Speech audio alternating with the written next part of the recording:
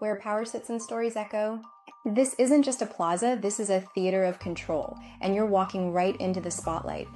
Welcome to Plaza Grande, the power, spiritual, and symbolic core of Ecuador. If Quito had a pulse, it would beat from beneath these tiles. Look around, the square is perfectly symmetrical, almost like it was designed for a chessboard. Because for centuries, this was the chessboard, and everyone, from conquistadors to presidents, has tried to play the king. Let's meet the main players. To your right, Carondelet Palace, the presidential palace, whitewashed and austere.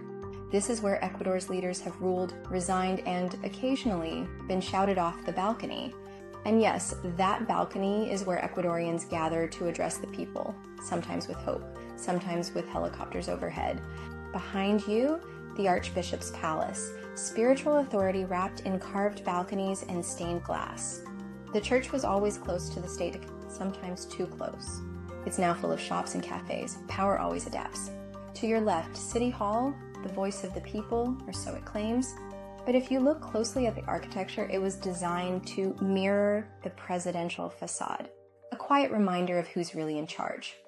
The Monument of Independence. Come closer, look up. This is not just a statue. This is a flash of rebellion frozen in bronze. At the top, you'll see Lady Liberty, torch raised high, not the American version. This one carries a laurel of triumph and the fierce eyes of someone who's already lost too much to bow again. Below her, chains shattered, eagles rising, lions subdued, and a scroll that reads, La Patria Agradecida, Yautlan, the grateful homeland. Here's the fire behind the sculpture. In August 1809, right here in Quito, a group of teachers, priests, soldiers, and farmers declared independence from Spanish rule. They were the first in Latin America to do so, the spark before the wildfire.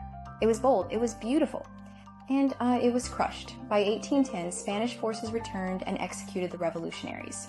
Some were hung, some were shot, some were dragged through the streets as a warning. But ideas don't die like that. Quito's heart is always a contradiction. Order and rebellion. Silence and ceremony. Cathedral and protest chant. Here's your challenge in this stop. Find a bench, sit, watch the guards. The shoe shine boys. The street vendors with halado. Notice how much happens without moving. Tips. Spend 15 to 20 minutes here. Be mindful of your belongings. Pickpockets love distracted tourists. Grab an ice cream. Every great revolution begins with a moment of total uncertainty.